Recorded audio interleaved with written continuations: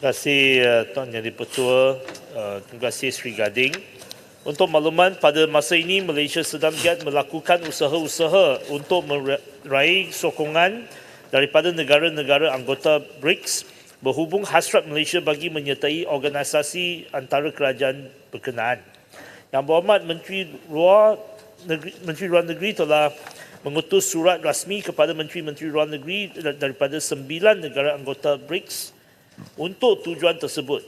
Kehadiran seorang Menteri Kanan Malaysia di sidang kemuncak Heads of States of Government and Governments in the BRICS Outreach BRICS Plus penghujung bulan Oktober ini dilihat sebagai peluang untuk meraih sokongan daripada pemimpin-pemimpin negara-negara anggota BRICS.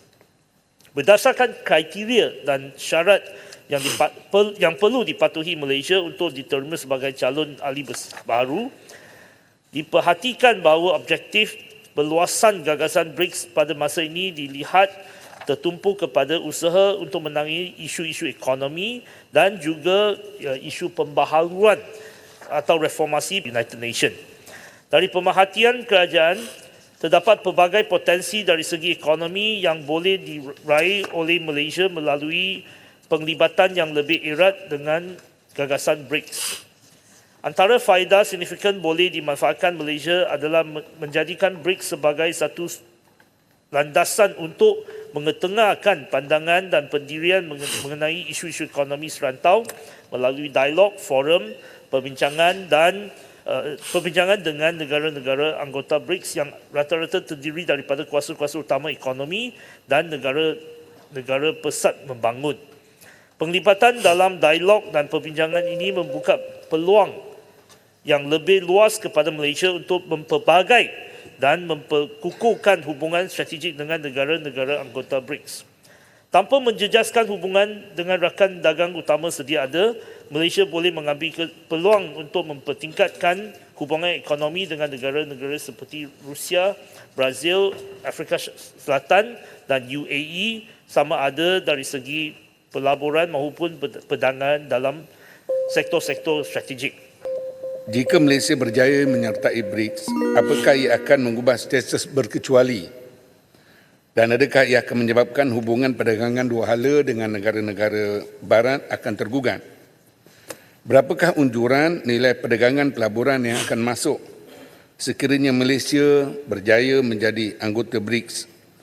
Dan bagaimana kementerian menggiatkan usaha menarik pelaburan dari negara-negara seperti Rusia, Brazil dan lain-lain yang anggota telah sedia ada dalam BRICS? Dan soalan terakhir, bagaimana penyertaan Malaysia dalam BRICS dapat menyokong agenda pembangunan lestari Malaysia? Dan bagaimana reaksi rakyat Malaysia sendiri terhadap penyertaan Malaysia dalam BRICS, khususnya pemain-pemain industri negara kita? Terima kasih. Terima kasih Sri Gading. Soalan ni soalan panjang tapi jawapan mungkin saya bagi 2 poin dalam 2 poin lah. Satu ialah BRICS terdiri daripada Brazil, Rusia, India, China, Afrika Selatan dan juga Ethiopia, Iran, Mesir dan UAE. 9 negara ni. Walaupun ada persepsi atau tanggapan bahawa BRICS ni semacam tidak bersetuju dengan blok Barat, tetapi sebenarnya negara seperti Brazil, Mesir, UAE, pendirian dasar luar mereka sama semacam Malaysia, bahawa negara kita berkecuali dan negara kita berkawan dengan semua pihak.